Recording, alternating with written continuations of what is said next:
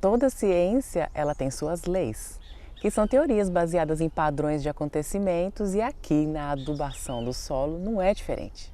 Hoje eu vou conversar com vocês sobre as leis que regem a adubação.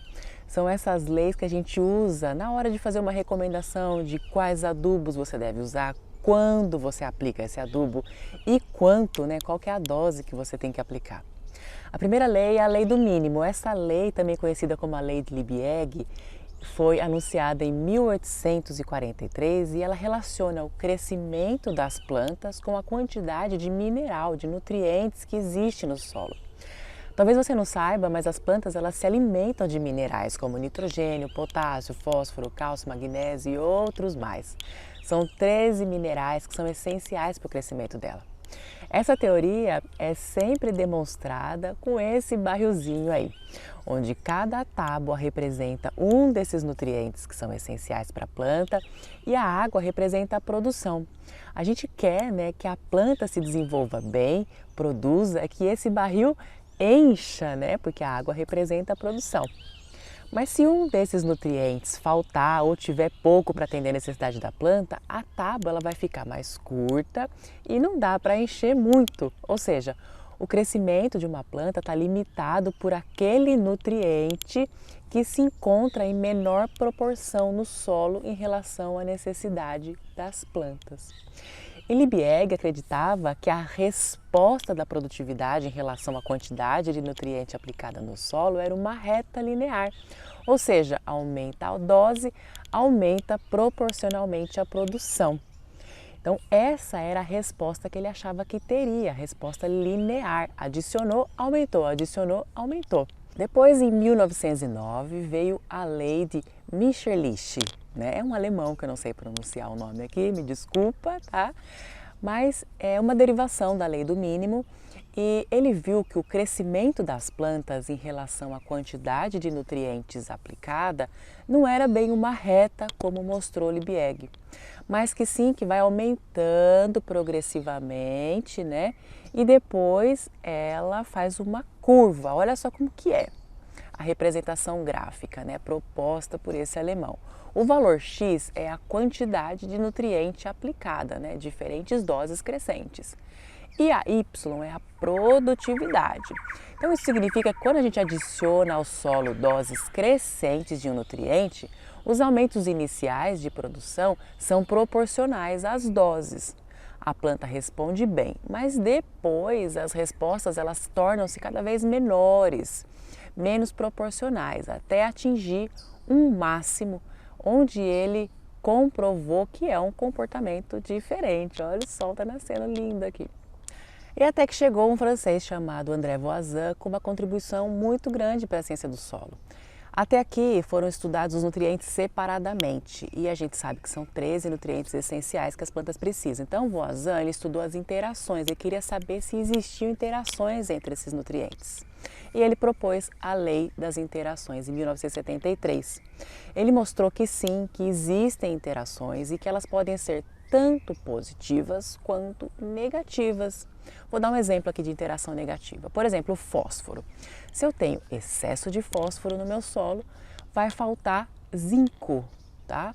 Então, essas interações, elas não ocorrem somente no solo, mas elas podem ocorrer também na planta. Sabendo que interações podem ser negativas, ele propôs a lei do máximo, Ou seja, quando um nutriente está em excesso no solo, ele vai reduzir a eficiência, a eficácia de outros, Consequentemente, isso vai diminuir a produtividade. E isso mudou aquela curva proposta por Liebig, que era reta, depois foi melhorada pelo alemão, e chegou Voisin e falou assim, não, se interage negativamente, a gente pode concluir que até certo ponto ela é linear, aumenta a dose, aumenta a produção. Depois de uma certa dose, ela vai se manter estável e se você continuar aumentando ainda mais, esse excesso vai causar dano, então vai começar a diminuir. Então isso vai acabar limitando. Então a curva de resposta à adubação vai ser essa que eu estou te mostrando aí. Mas o André Voisin, ele trabalhava com pastagem, alimentação animal, então ele testava nesse meio. E ele observou, que animais que se alimentavam de pastagens com teores desequilibrados de nutrientes ou com adição exagerada de corretivo ou adubo tinham efeitos negativos na saúde. Então ele propôs a lei da qualidade biológica. Ele considera que a aplicação de adubo deve ter como objetivo principal a melhoria da qualidade do alimento, que a qualidade é mais importante que a produtividade. A deficiência ou excesso de certos nutrientes na planta pode causar problemas à saúde daqueles que consomem essas plantas. Vocês acham que é só veneno que mata? Não! Alimento desequilibrado nutricionalmente também não faz bem, tá? E é por isso que eu sempre bato nessa tecla com vocês, que quem produz o próprio alimento tem a oportunidade de controlar essa produção e saber o que está pondo, como põe, quanto põe, para produzir um alimento realmente de alta qualidade nutricional. E André Voisin não parou por aí não, tá? Ele criou também a lei da restituição. A última lei anunciada por ele foi a lei da restituição.